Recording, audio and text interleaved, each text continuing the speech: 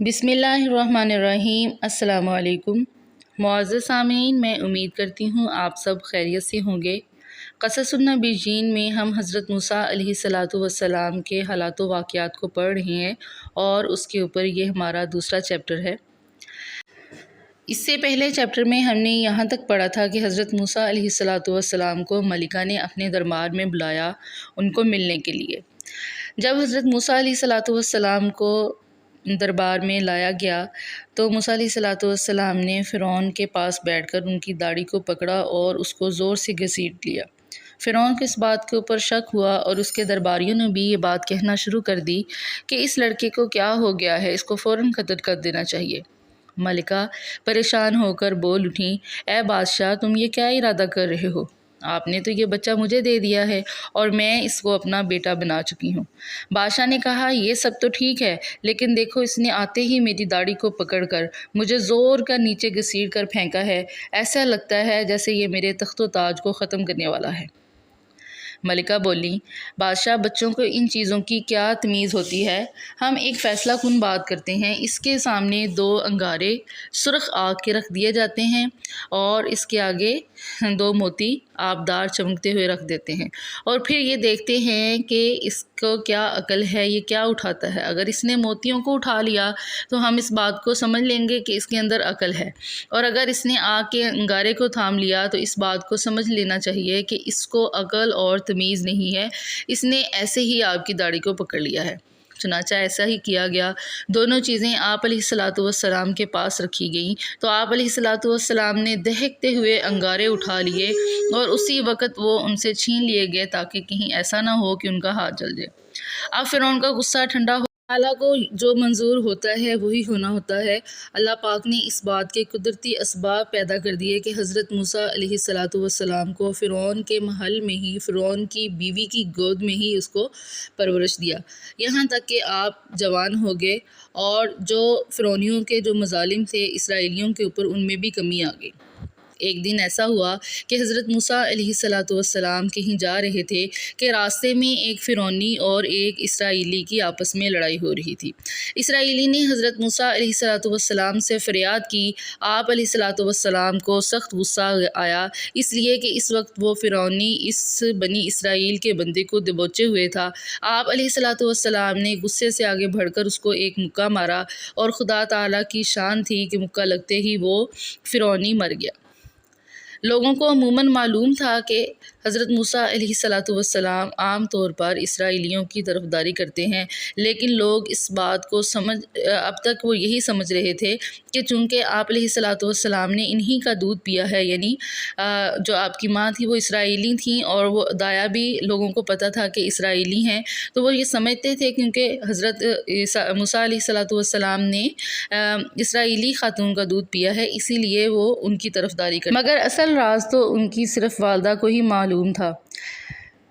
جب حضرت موسیٰ علیہ السلام نے اس فرعونی کو مردہ حالت میں دیکھا تو آپ علیہ السلام کانپ اٹھے کہ اے اللہ، یہ تو ایک شیطانی حرکت ہے اور شیطان بہکانے والا ہے، اور کھلا معافی مانگنے لگے اور فرمانے لگے، اے اللہ، میں نے اپنی جان کے اوپر ظلم کیا ہے، آپ خطاؤں کو معاف کرنے والے ہیں، آپ تو غفور الرحیم ہیں، اے اللہ مجھے معاف کر دیں۔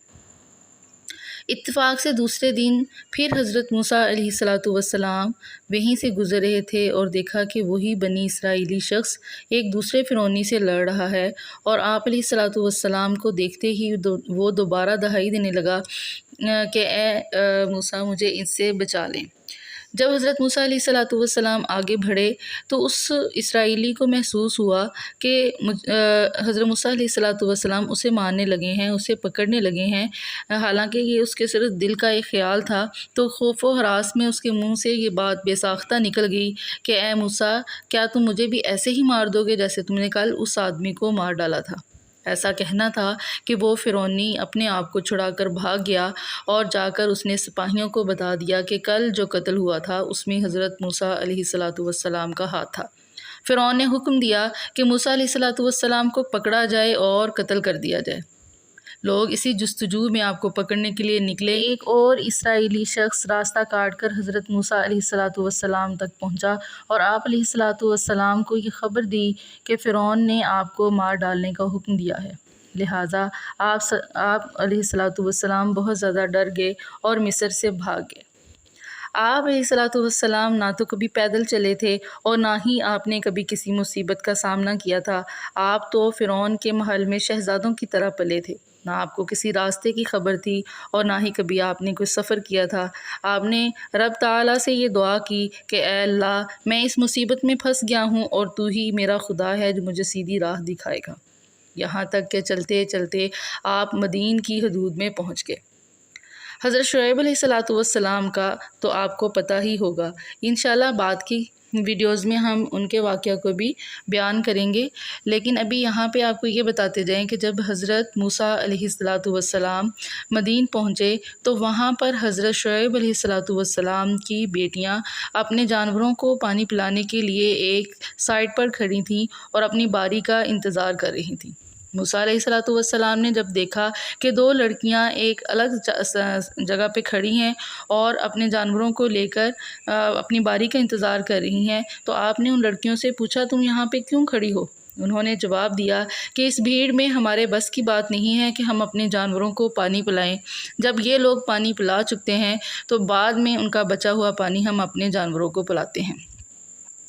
آپ علیہ السلام فوراً آگے بڑھے۔ آپ بہت زیادہ طاقتور اور قوی انسان تھے۔ آپ نے جلد ہی پانی کو کھینچا اور ان کے جانوروں کو پلا دیا۔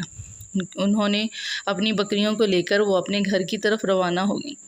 آپ علیہ السلام ایک درخت کے نیچے بیٹھ گئے اور اللہ تعالیٰ سے دعا کرنے لگے کہ اے پروردگار، میں تیری تمام تر مہربانیوں کا محتاج ہوں۔ جب یہ دونوں لڑکیاں اپنے والد کے پاس پہنچی تو ان کے والد نے کہا آج کیا ہوا ہے کہ تم وقت سے پہلے ہی آ گئی اور تم لوگوں کی بکریاں بھی خوب پیٹ بھرے ہوئے محسوس ہوتی ہیں۔ تو ان بچیوں نے اپنا سارا واقعہ کہہ سنایا۔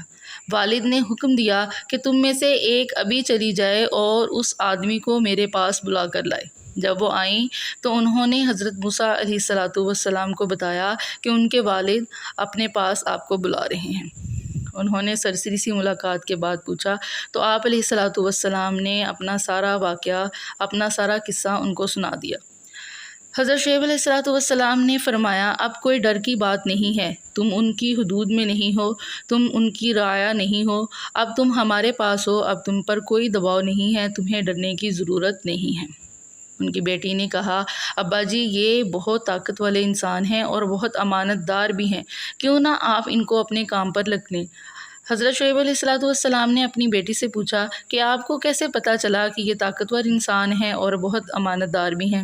ان کی بیٹی نے کہا کہ انہوں نے فوراً سے پہلے ڈول سے پانی اکیلے ہی کھینچ لیا، جس سے معلوم ہوتا ہے کہ یہ ایک بہت زیادہ قوی اور طاقتور انسان ہے۔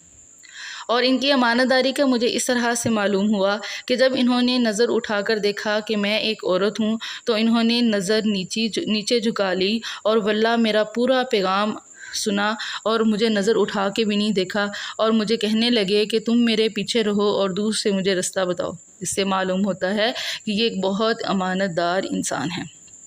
حضرت شعیب علیہ السلام نے جب یہ بات سنی تو آپ کے دل میں حضرت موسیٰ علیہ السلام کی محبت پیدا ہو گئی۔ اس کے بعد کا واقعہ ہم اگلی ویڈیو میں آپ کو بتائیں گے۔ ملتے ہیں اگلی ویڈیو میں، تب تک کے لیے اللہ حافظ۔